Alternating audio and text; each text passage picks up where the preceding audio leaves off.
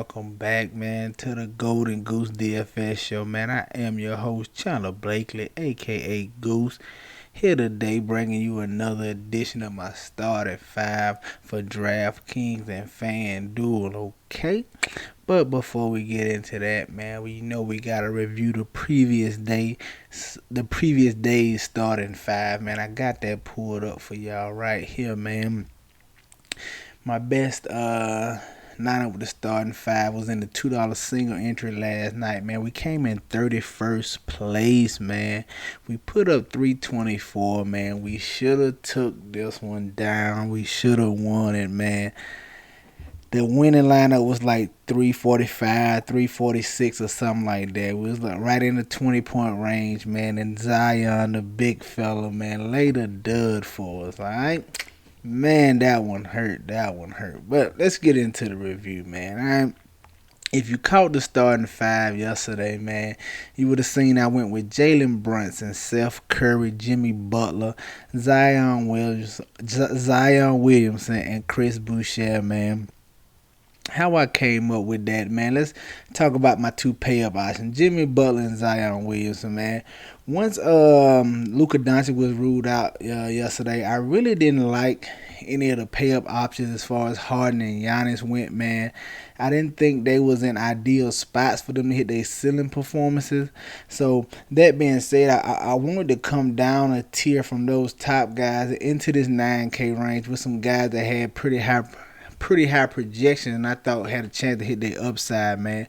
So I wanted to go with Jimmy Butler, man, especially in this matchup with Orlando, man. I figured nobody would be on this game, man. Look, one of the lower totals on there, but I knew with Bam being out, man, Jimmy Butler was gonna have to carry most of the load, man.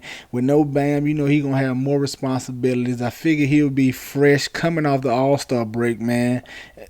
And he gave us a great performance, man. He 2 rebounds shy of a triple-double, man. 62.5 DK points, man. Really moved us up the leaderboard, especially this 9.7% ownership, man.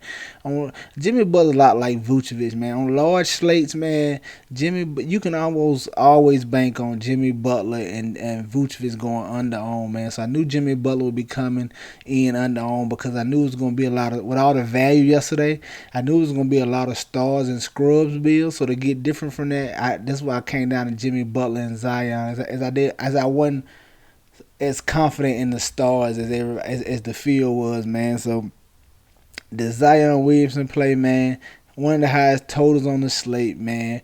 We just got unlucky as the Pelicans got manhandled by the Timberwolves, man. You see they beat them by 30, man. They could play this game 10 more times and this wouldn't happen like this, man. Just super unlucky right here, man. I was expecting about 45 to 50 from them, man. That probably would have won us this $2 single entry. But, hey, man, you win some, you lose some. We lost it right there. Jalen Brunson, man, at the point guard spot. Went with him. Once Doncic was out, man, we knew Brunson was going to get the start. We knew he should see majority of the run, man. He's a very solid producer, man. Very solid fantasy point per minute guy, especially with Doncic and Porzingis off the court, all right? Seth Curry, this just boiled down to no Tobias. I mean, no Joel Embiid, no Ben Simmons, man. I like this Seth Curry and Shake Milton, so I decided I would go whichever one had the lower ownership, man. Seth Curry was coming in at lower ownership, so I went with him, man. He gave us a nice return at 29. Could have been a lot bigger than this. That also helped us out, but a blowout here against the Bulls, man. So nothing you can do about that, man. He still gave us a solid performance. Didn't hurt us, man, with 29 DK points him. And then rounded out the updated starting five, man. I went with Chris Boucher at the center because I felt like center position yesterday was all over the place, man. There was no clear-cut centers to go to, man. You could maybe some guys paid up and had Greek at their center spot. Maybe they went down to Olenek, things of that nature. There was no clear-cut play at center, man. So I wanted to go with Chris Boucher here, man. A guy who we know is a fantasy point per minute beast, man. Only thing that concerns you with him is his minutes, man. But we saw him playing alongside Baines the last game out, man, and saw him getting 30 minutes. So I was just hoping he would still get 30 minutes in this up-paced matchup against the Hawks here, man. And he gave us a great performance. He rewarded our efforts, man. Gave us 51.75 DK points for a nice return over here for Chris Boucher at 6,500. All right. And then just rounding out the lineup, man. If you watched the video yesterday, man, you knew I was heavy on Kevin Porter Jr. guys. I told you this guy was a player, man. I felt like he was gonna get the minutes, especially when we saw early in the day that Gordon was questionable. Then we got John Wall added questionable, and then John Wall being out, man. I knew he would see some playing time. Saw right at 30 minutes tonight, man. As this was a blowout as well against the Kings, but 42.25 DK points, man. Gotta love it at 3,200, all right? Then I wanted to go right back to the Dallas game, get another piece of that game, man. Both of their stars is out, man. I felt like Cleveland would get the start and push 30 minutes, man. He gave us a nice solid 29 DK points at 4,200, man. Can't be mad at that valiant effort from him, man. I like that output there. And then rounding out the lineup, man, utility spot, man. I went with Rashawn Holmes, man. Going against Houston, man. We knew it was a high total on this game as well, man. And the Houston doesn't have a traditional center, man. It doesn't have a guy in the center spot that could stop Rashawn Holmes. So I felt like he could be in line for a solid double-double tonight. He gave us a pretty good one, man, with 20 points and 11 boards, man, for 40.25 DK points, man. So there you have it, man. My best lineup with the updated starting five yesterday, man. Put up 324, man. Like I said, it was solid. We should have won it, man. But we're going to come back out and try to get them on this Friday evening, all right? Now let's go look and see what I got cooking for y'all tomorrow. But while we doing that, man, please hit the subscribe button, man. Hit the like button. It's greatly appreciated. Man, guys, I post the updated starting fives in the YouTube comment section and on Twitter about an hour to about 45 minutes before a lock, man. So just tune in. You can see it, man. All right. Coming in tomorrow, man. Nice, was 7-gamer? Yeah, 7-gamer on this Friday, man. Coming in at point guard, a guy I want to take a look at, Mr. Ja Morant, man. We saw a guy who was playing very solid going into the All-Star break. He opened his first game back with another solid performance against the Wizards. I like him in this spot here for 8,100 against these Denver Nuggets, man, as they're going to probably need his offensive. They're going to probably need a little more scoring from him as they go against a pretty offensive strong team in the Denver Nuggets. They're going to need Ja Morant for some scoring tonight, man. And you know whenever Ja Morant scores, that's when he hits his high ceiling games. You know he's going to add the assists and a few rebounds here and there and a couple steals. You just look for him to have those big scoring nights to give him ceiling performance. And I think he can continue his scoring streak in this matchup against the Nuggets, all right? Coming in as shooting guard, man. A guy I want to go right back to, man. Steph Curry, man. No, they possibly getting Embiid back tomorrow, but still no Ben Simmons, man. Still expecting him to get the start at the point guard in a great matchup against the Washington Wizards, guys. You know you always want to try to take offense against the Wizards, man. I like him in this spot. Hopefully the ownership will be down on him a little bit as he came up with a couple $100, and he didn't give a big performance tonight, so hopefully some of the box score watchers be off of him a little bit tonight. All right, coming in at small forward, man. Listen, tell you right now, just put Kevin Porter Jr. in your lineup tomorrow. Don't even think about it. It's a free square. He's going to be chalky now. I'm probably going to tell you. He's going to be chalk or the chalk tomorrow, but it doesn't matter. At 3,200, man, just lock him in your lineup. Get different somewhere else, man. Don't even don't galaxy brain it or nothing. Just put Kevin Porter in your lineup tomorrow, man. At 3,200, you already seen what this guy could do tonight, man. We looking at a situation where we don't know if John Wall is playing tomorrow. Eric Gordon hurt his groin tonight, so he could very well be out, man. So that 29, 28 minutes he saw tonight, easily be 35, maybe more tomorrow night, man. I told you he was playing 36 minutes in the G League, so he's in shape. He can handle those minutes. It's just about whether Houston gives it to him or not. But I'm going to be locking Kevin Porter Jr. in tomorrow, no matter what. I don't care if he's 100% on. I will have Kevin Porter Jr. in my lineup tomorrow, all right? Man, now, on to the power forward. A guy I want to come back to right here is another little value play, man. Keldon Johnson, man. No DeMar DeRozan tomorrow is the big reason behind this play, man. It's going to be a slower pace matchup going against the Magic. Hopefully people will be off this game a little bit. Keldon Johnson let us down the last time out, so I'm hoping that drives his ownership down as well, man.